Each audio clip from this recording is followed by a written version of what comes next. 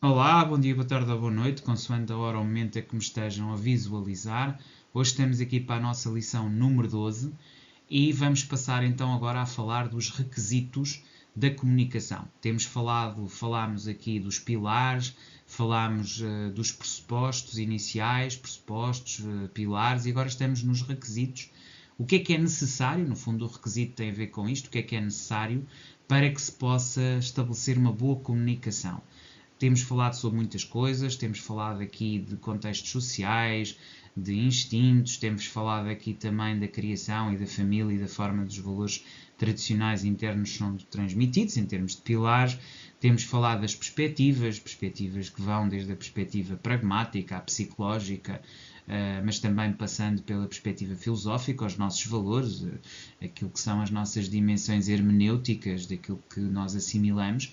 Mas tudo isso é importante, sem dúvida, para termos um background, uma bagagem, para depois irmos comunicar. Mas aqui estamos a falar da comunicação propriamente dita. Para que haja comunicação, que requisitos é que são necessários?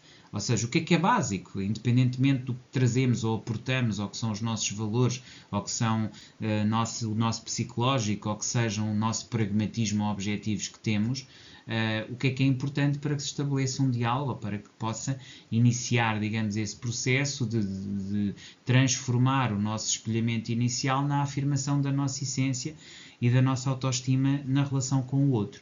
Então, o requisito fundamental, o primeiro, ou primacial, é a transparência, é disso que vamos falar aqui hoje, nesta nossa lição número 12. Portanto, ela é uma virtude essencial para relacionamentos que se queiram sólidos. Falámos na perspectiva líquida, na segunda ou terceira lição, salvo erro, e interessa-nos aqui transformar nesta sociedade que já sabemos que é líquida, gasosa até, volátil, ter realmente relacionamentos sólidos. E a transparência começa com você mesmo e deve ser mútua. Começa consigo, começa com a forma como você se entrega ao outro e espera-se que o outro faça o mesmo em relação a si. Portanto, a transparência começa em si e deve ser mútua. Além disso, ser transparente implica expressar sentimentos honestamente e sem medo. Implica ir sem medo, implica quebrar o gelo, avançar e dizer aquilo que efetivamente pensa. Então, a transparência num relacionamento. Expor o que sente sem receio. Isto vale para relacionamentos afetivos, como vale para relacionamentos profissionais, é a mesma coisa. Estejamos a falar de, digamos, sentimentos em relação a outra pessoa e de expressar esses mesmos sentimentos, ou estejamos a falar de expressar sentimentos em relação a um objetivo prático, algo que pretende fazer em conjunto com os outros, um objetivo profissional que pretende atingir, uma meta, digamos, uma produtividade, uma produção de um determinado produto, sua exportação e, digamos, e sua venda. A venda de um qualquer produto também implica expor sem o que se sente, sem receios e aquilo que pretende. Ser honesto, claro e direto com o parceiro, ou seja, com as pessoas com quem estabelece parceria, seja uma parceria afetiva, seja uma parceria negocial. Portanto, seja parceria afetiva, seja parceria negocial, deve ser honesto, claro e direto com o parceiro acerca daquilo que pretende. Ou seja, numa primeira fase, já o percebemos, tem que haver escuta, tem que perceber, tem que haver alinhamento, tem que haver um igual valor sexual de mercado que equilibre as coisas, mas a partir do momento em que você encontra a sua contraparte e com a qual estabelece o canal de comunicação, você tem que ser honesto, claro, direto com o parceiro. Para quê? Para promover a solidez e confiança na relação. Portanto, estes elementos são absolutamente essenciais para que possa ter campo, digamos assim, para expor o que sente sem receio. E isto é a transparência num relacionamento, esta tripla dimensão. A exposição do que sente sem receio, ser honesto e direto ao parceiro e o promover solidez e confiança na relação. Depois, a transparência agora transposta não só na relação afetiva, mas também na relação empresarial e no ambiente empresarial. Portanto, a comunicação clara entre líderes e equipas é absolutamente essencial, obedece àqueles mesmos três princípios, é exatamente a mesma coisa. É preciso que haja uma transmissão daquilo que se sente, é preciso que essa transmissão seja feita sem qualquer tipo de entraves e é necessário que da outra parte haja também o mesmo nível de comprometimento e de honestidade que permite essa mesma comunicação. Portanto, a comunicação clara entre líderes e equipas é absolutamente essencial. Deve, com isto, evitar-se mal-entendidos e melhorar a produtividade, é muito importante aqui o nível a que estamos a falar. Se falamos de pessoas, não vamos conseguir produzir o que quer que seja, nem atingir níveis de produtividade, porque os mal-entendidos vão surgir a toda a hora. Se falamos de eventos, pouco ou nada iremos conseguir também antecipar, mas se falarmos de ideias, se falarmos de projetos, se falarmos de horizontes e focos e objetivos, aí começamos a ter um espaço claro para que o ambiente empresarial aumente.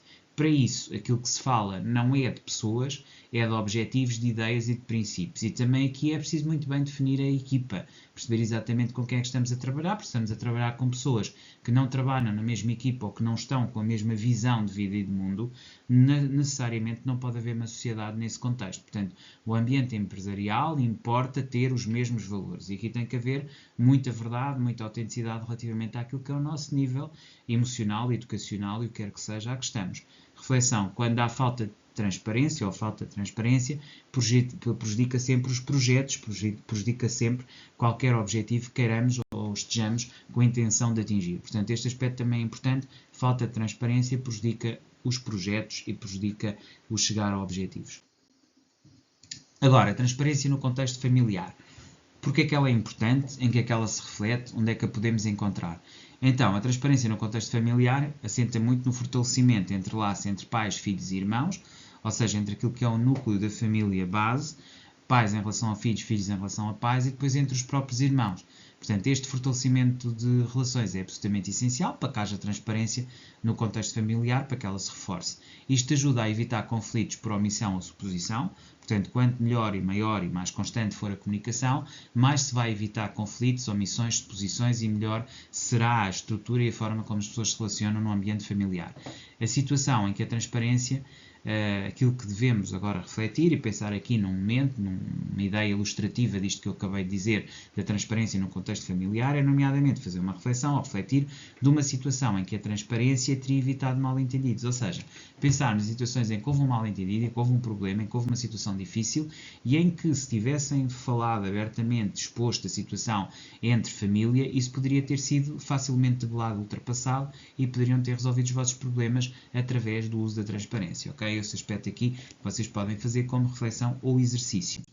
Transparência em relacionamentos pessoais, que tem a ver com algo que é misto, é simultaneamente ou serve simultaneamente para o espaço empresarial, para o espaço da firma e serve simultaneamente para o espaço afetivo portanto, da família, do espaço afetivo. E, portanto, aqui o relacionamento pessoal acontece sempre.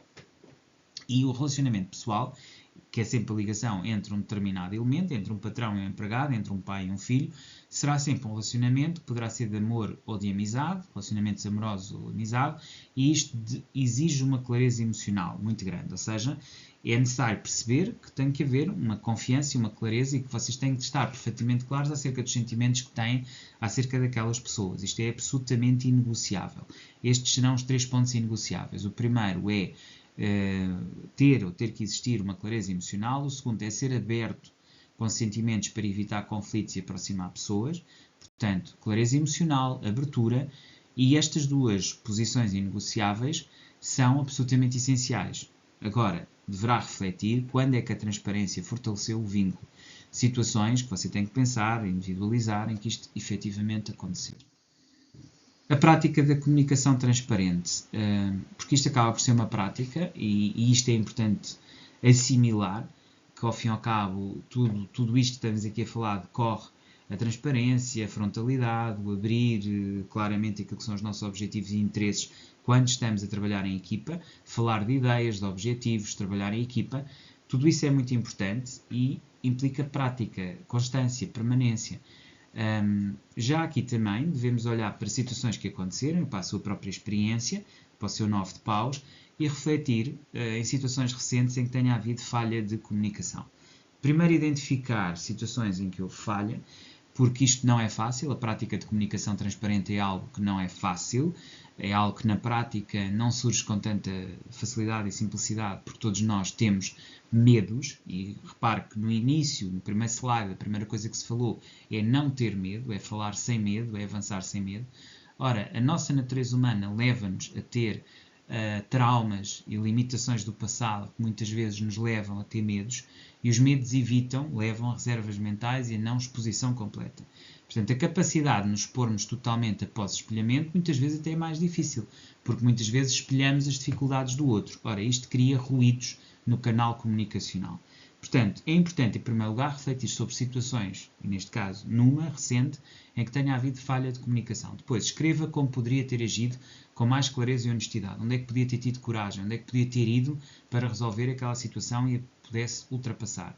E, finalmente, faça um diálogo prático sobre a situação. Como é que você comunicaria, o que é que anteciparia e onde é que chegaria em termos dessa mesma comunicação. Okay?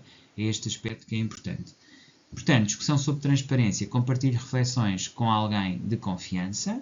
Este aspecto é importante. E que perguntas é que pode e deve fazer dentro deste aspecto de compartilhamento com alguém de confiança? A primeira pergunta que pode fazer é como é que vê a transparência entre nós. Ou seja, questionar o outro de como é que ele vê a transparência. Se ele entende que há ou não há. Se há reservas mentais. O que é que tem sido ou não tem sido falado e o que é que falta.